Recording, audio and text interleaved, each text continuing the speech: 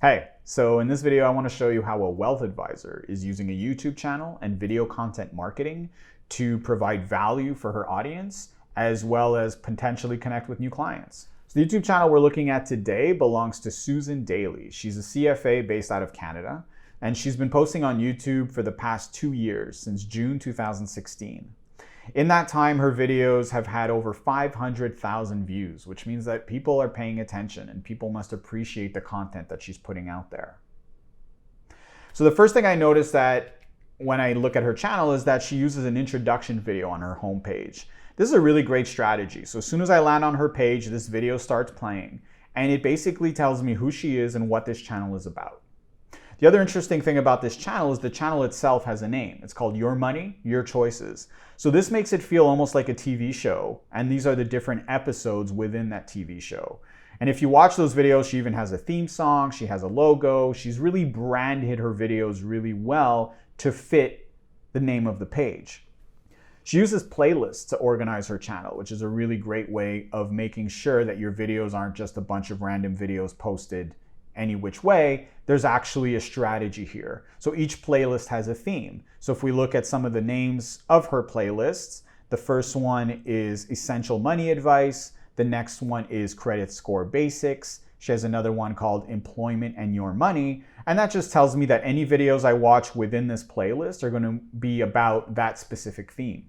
If we scroll down a bit further, we also see that she's sharing other people's channels on her own channel, which is a really interesting strategy. And I think it's just about connecting with other people in the community, and it's a great way to build your audience because maybe you're going to be able to tap into other people's audiences as well.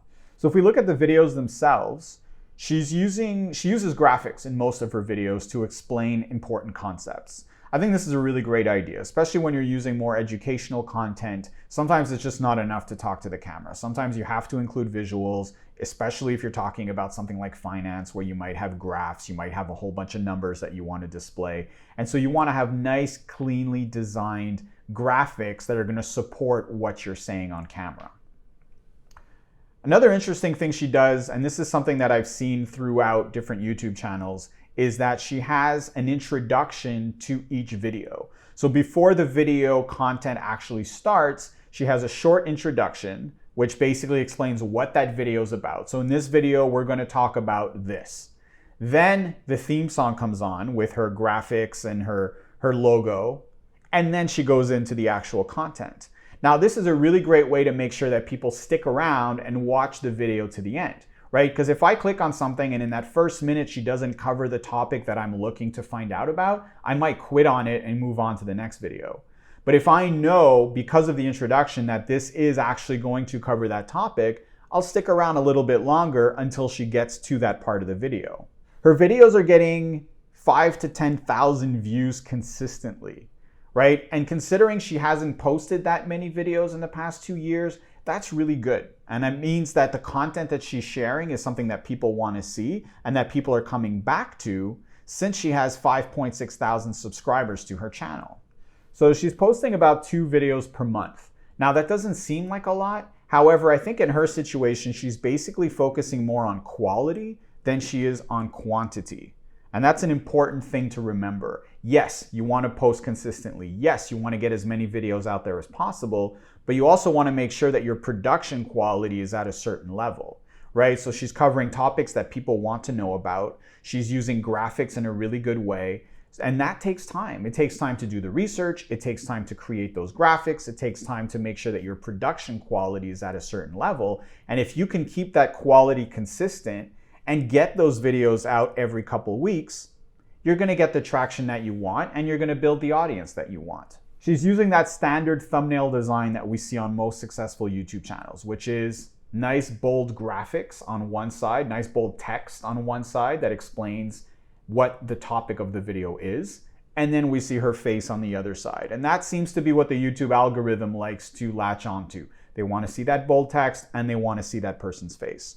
Her topics are actually really well chosen. So these are the titles of each video. And remember, titles are super important because that's what people are searching for. That's where your keywords need to be. So she's got some really popular top of mind topics, such as what stock should I buy, which is actually the title of her very first video on her channel.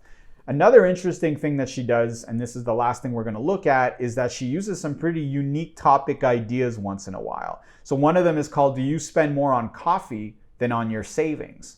So right away I read that and I ask myself, is that true? Do I spend more on coffee than I do on savings? I don't drink coffee, so probably not. But you get the idea, is that she's taking what could be actually really boring subject matter, such as finance, but she's turning it into something interesting by offering these type of quirky little questions that make you think. So I'm much more likely to click on that video, even if I'm not super interested in what she's talking about, only because she's asking a question that I kind of want to know the answer to. So that's it for this video, and that's how a wealth advisor is using a YouTube channel and video content marketing to help provide value to her audience and connect with potential clients. Until next time.